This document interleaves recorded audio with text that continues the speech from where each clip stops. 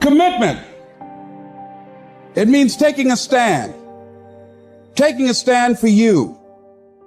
It means delivering. It means coming through. What if you don't keep your commitment, Les? What if you give it everything you have and you come up short? Or if you don't give it everything you have, what if you get weak along the way and you throw in the towel on yourself? You surrender to your emotions. What then? A lot of people become discouraged. They become frustrated and they say, oh, what the heck? And they go back to doing what they were doing before, saying it doesn't work. You get to make a choice. Is failure going to break you or is failure going to make you? You get to decide. Failure doesn't. It's okay to fall. It's okay to cry. It's okay to go home. But quitting should never be an option. It's not in falling that makes us failures. It's in not getting up that makes us failures. And you get to decide if you get up or you don't get up. We're going to take setbacks. We're going to take some defeats from time to time in our lives. When that happens, what that actually does, or what that actually should do, is make your vision clear. Make your mission clear. Anyone who's successful has failed much more than you know. Like, you look at somebody who's an unbelievable athlete, somebody who's an unbelievable entertainer, speaker, communicator, artist. They didn't just show up that way. They are being rewarded in public for what you practice in private consistently. You might want to jot that down. We're all rewarded in public for the things that we consistently practice and refine in private. And so you see that person, you think they're a genius, but if you watch, they've been failing more than anybody else. They just failed more often, so they learn quicker. You got to tell yourself, despite the circumstances, the situations, you have to tell yourself that I'm not going anywhere until I get to go. Until I make my dreams become a reality, I'm not quitting. I don't care how much money I have to invest. I don't care how much time I have to invest. I'm going to continue to do this until I become successful. You can pretend that you care, but you can't pretend that you're there. The only way you can be there is to show up. And what I'm asking you to do for me, you will never be a failure if you show up every single day.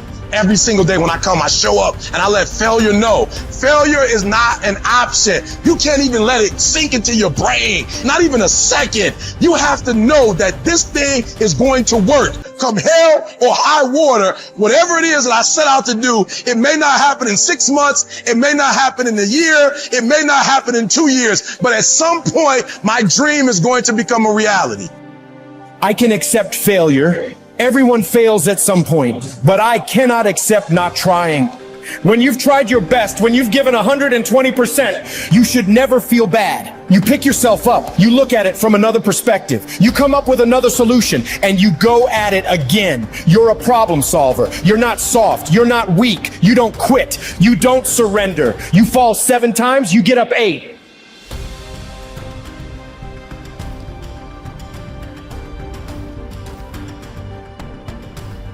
There is a cycle of history that is plain as day. Good times create weak people. Weak people create bad times. Bad times create strong people. Strong people create great times. This is the cycle of history. Our thinking, our process is so affected by the way we're raised generationally, the experiences we go through. So let me give you an example of why we're having challenges today and why I'm more than hopeful. Let's say you were born in 1910. Now, think of it this way first. Remember I talked about pattern recognition, pattern utilization, pattern creation. What gave humanity its greatest jump in its capacity was pattern recognition around seasons. Up until that time, we were hunter-gatherers, barely able to survive. It all depended on what was happening in the environment. We were dependent on the outside world. But once we understood the seasons, that planting in the springtime and then taking care of through the summer, boy, in the fall you can reap. And then there's gonna be winter, you gotta hang on to this stuff so you can survive. Once we recognized that pattern, humanity transformed. Communities were created, eventually cities and countries and states, right? So think of it this way. There's also a pattern of your history as a human. 0 to 21, 19 to 2021 is a springtime where everything's easy. It's easy to grow. Growth happens, you don't have to do squat. Your body grows, life grows. And some of us had a more protected childhood, some of us had no protection. We had to step up and take care of things when we were 7 or 8 years old. But regardless, overall, it's a time in which people look out for you, you're taught things, you consume what you're taught. But once you come 19, 20, 21 roughly, and sometimes it's 16 for some people, 25 for others, but you get the picture, you enter a new season of life. You go to the summertime where you start testing and go, well, this is what I was taught, but do I really believe this? You know, this is what people say, but now I'm in a relationship, you know? And so all of this next 20 years is an explosive growth period if you work at it from 21 to 41. From 42 to 62 is a reaping time. If you planted really in the spring and you pushed hard through the summer, you're gonna reap. Now, if you didn't plant in the springtime, you're gonna weep in this season. You know, you're gonna be like, I don't have any money, I don't have any time, I don't know what to do, where am I going? But that's a season of power. That's when you really start to be able to lead companies, businesses, environments, and so forth. And again, some people get there earlier, some later, but overall, generationally, that's it. And then 63 to 83 is winter, and that winter time is a little different for somebody. Right now, that time is, maybe it's time, I'm an elder in the community, now it's time for me to mentor, to communicate. And if you're lucky, it goes 83 to, say, 103. Or the oldest living human is about 119, if you were lucky enough to do that. Maybe you get an extended period of time where you enter the next springtime. So there's seasons that you gotta understand, because if you plant in the winter, I don't care how hard you work, you get no reward. If you bought a house, sounds wonderful, in 2007, normally great, 2007, probably not so great, you're probably just starting to do okay in the last 3 or 4 years, right? So there's a timing to things. There's a timing in your life. There's also timing in history. So imagine you're born in 1910. When would you come of age? 19 years old, 1929. What did you grow up with? World War I ended during that time, the whole world celebrated, and the roaring 20s began, and you're in your teens, cars, radios, parties. You can't wait to turn 19, 20, 21, right? And what happens? For that generation, right at that stage of life, the whole game, the wolves pull out from it, and people are jumping out of buildings, the economy goes to the floor, we got the Dust Bowl. But it didn't end there. Because what happened when they were 29? 1939, World War II. And you and I are too young to know it, but those around know that it looked like we were gonna lose. Hitler was storming across Europe. It looked like life as we know it was over. And these people went overseas and became heroes.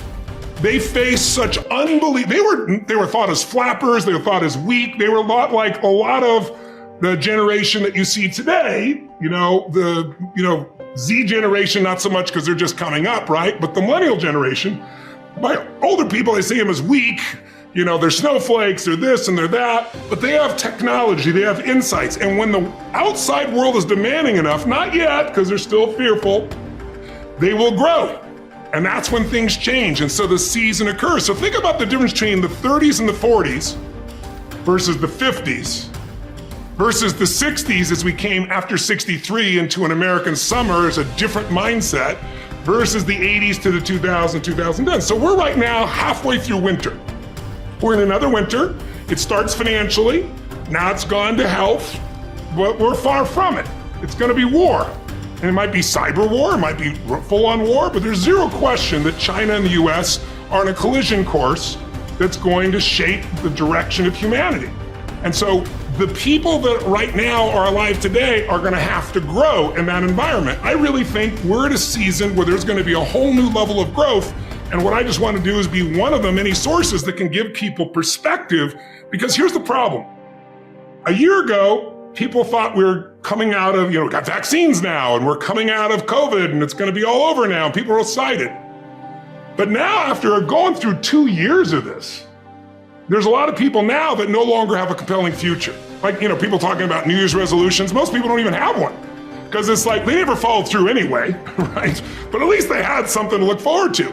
They're starting to get into learned helplessness. Learned helplessness is when something is so bad over and over again, you start thinking the problem's permanent. No problem is permanent. Or you start thinking the problem's pervasive because I haven't handled my finances, my whole world's over. Or because my relationship's bad, my whole world's over. Your life is bigger than that. Or all this is happening because there's something wrong with me. When you get to that point, you stop trying. And so my goal right now is to shake that up for people. People need a new perspective, and you can't do it by just sitting and thinking. You gotta move your body, you gotta change your energy and your focus, because low level of energy, I don't damn how smart you are, you're not gonna use all your ability.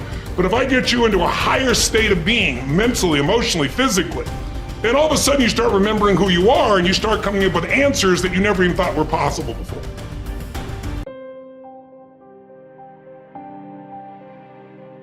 You will hear many people saying, when I am 50, I shall retire into leisure. When I am 60, I shall give up public duties.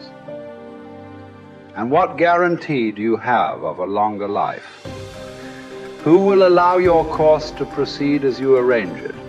Aren't you ashamed to keep for yourself just the remnants of your life and to devote to wisdom only that time which cannot be spent on any business? How late it is to begin really to live, just when life must end.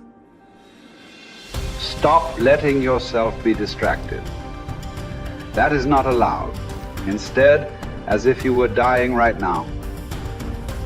Stop allowing your mind to be a slave, to be jerked about by selfish impulses, to kick against fate and the present, and to mistrust the future.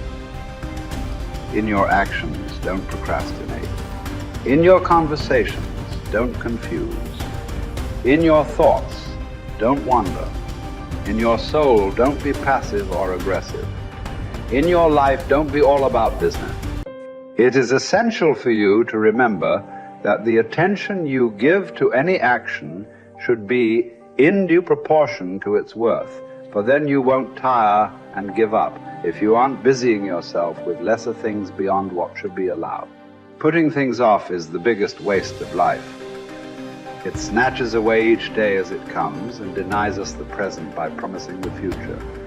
The greatest obstacle to living is expectancy, which hangs upon tomorrow and loses today.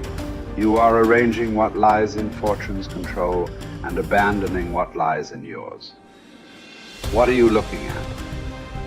To what goal are you straining? The whole future lies in uncertainty. Live immediately. The best livelihood, particularly for the strong, is earning a living from the soil, whether you own your land or not. Many can support their families by farming land owned by the state or private landowners. Some even get rich through hard work with their own hands. The earth repays those who cultivate her, both justly and well, multiplying what she received, endowing in abundance all the necessities of life to anyone willing to work, and all this without violating your dignity or self-respect.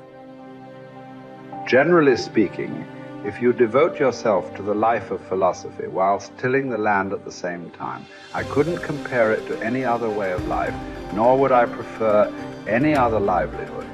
It is living more in accord with nature, drawing your sustenance directly from the earth, the nurse and mother of us all, rather than from another source.